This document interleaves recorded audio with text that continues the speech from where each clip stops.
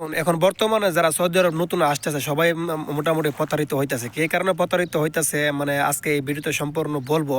তো সবাই প্লিজ ধৈর্য করে এই ভিডিওটা দেখবেন। তো যারা নতুন এখন বর্তমানে আসতেছে কি কারণ কোন কারণে মানে বেশিরভাগ প্রতারিত হইতেছে, তো সবাই প্লিজ ধৈর্য করে ভিডিওটা দেখবেন। তো আমি তাকে সৌদি আরব তাবুক, তো আজকে এই সমস্ত কিছু এই ভিডিওর মধ্যে বলবো, সবাই ধৈর্য করে ভিডিওটা দেখবেন।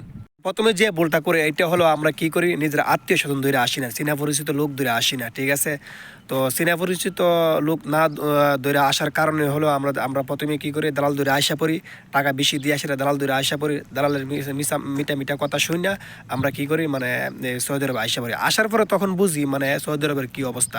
যারা বর্তমানে এখন সৌদি আরব আছে, ঠিক আছে, যারা দেখেন বর্তমানে যারা সৌদি আরব এখন আছে দালাল ধরে আসছে, এর কোনো আকামার ঠিক নাই, কোনো কিছু ঠিক নাই। তো আমি আপনাদেরকে এই ভিডিওর মধ্যে একটাই কথা বলবো, এইটা হলো আপনারা কি করবেন, নিজের লোক দূরে আসবেন। নিজের লোক দূরে আসলে মানে কোনো দিন প্রতারিত হবে না, কারণ আপনার নিজের লোক আপনার সাথে বেইমানি করবে না, কারণ আপনার নিজের লোক যখন আপনাকে আনার চেষ্টা করবে তখন ভেবে চিন্তে আনবে। আর দালাল কি করবে, ও কি ভাববে যে ওর ফায়দাটা ভাববে, ওর লাভটাই ও ভাববে।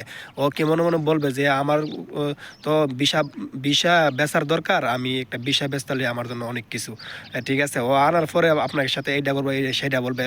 ও বলবে, আপনি তখন বলবেন যে আমাকে চাকরি দে, এইটা দে সেইটা দে। ও কি বলবে, ও বলবে আমার দায়িত্ব শুধু তোকে আয়না দেওয়ার, ঠিক আছে, আমার আর কোনো দায়িত্ব নেই, এখন তুই নিজে চাকরি খুঁজে নে। তো আপনি প্রথম অবস্থায় যখন নতুন সৌদি আরব আসবেন, আপনি কোথা থেকে চাকরি পাইবেন না কোথা থেকে কাজ বের করবেন, এটা কি আপনি বুঝবেন? তো দালাল আইসাসেরা মানে এরকমই করে। নতুন অবস্থায় আইসা মানে ভাষাও বুঝতেন না, কিছু বুঝতেন না, ঠিক আছে। তো দালাল ধরে আসে, এরকম একটা অবস্থা হয়। তো আমি আপনাদেরকে এই ভিডিওর মধ্যে একটা কথাই বলবো, আমি মানে এটাই বলবো যে আপনারা কি করবেন, নিজের লোক ধরে আসবেন। একটু টাকা বেশি লাগলো নিজের লোক ধরে আসবেন, আসলে আমি মনে করি তো সৌদি আরব আইসা শান্তি পাবেন। তো এখন বর্তমানে 2024 সালে সৌদি আরবের অবস্থা ভালো।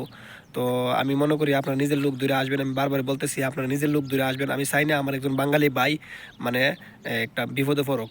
তো ভিডিওটা ভালো লাগলে সবাই লাইক করবেন, কমেন্টস করবেন, শেয়ার করবেন। আর যারা এখনও আমার চ্যানেলটা সাবস্ক্রাইবার করেন নাই সবাই সাবস্ক্রাইবার করে রাখবেন। তো আমি তাকে সৌদি আরব তাবুক, আমার 6-7 বছর হয়ে গেছে বিদেশি জীবন। তো আমি এক ভিডিওর মধ্যে এই কথাটা বলার কারণ হলো, দেখুন আমিও মানে আমি যখন আসছি 2017 সালে, তখন সৌদি আরবের অবস্থা মোটামুটি ভালো ছিল, ঠিক আছে। তখন করোনার পরে সৌদি আরবের অবস্থা বেশি অনেক খারাপ হয়ে গেছে।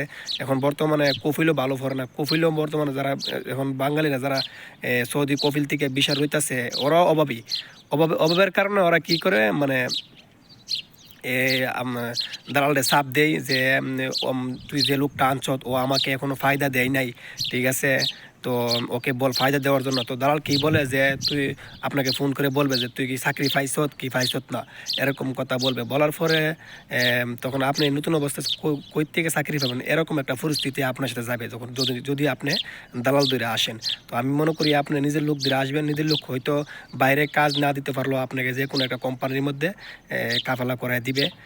তো এটাই বলবো, আপনারা দালাল ধরে আসবেন না। দালাল হলেও যদি আপনার বাড়ির কাজ আশেপাশের অথবা আপনার বাড়ির আশেপাশের দালাল হইলে আপনারা আসতে পারেন, কারণ আশেপাশের লোক কোনোদিন বেইমানি করবে না।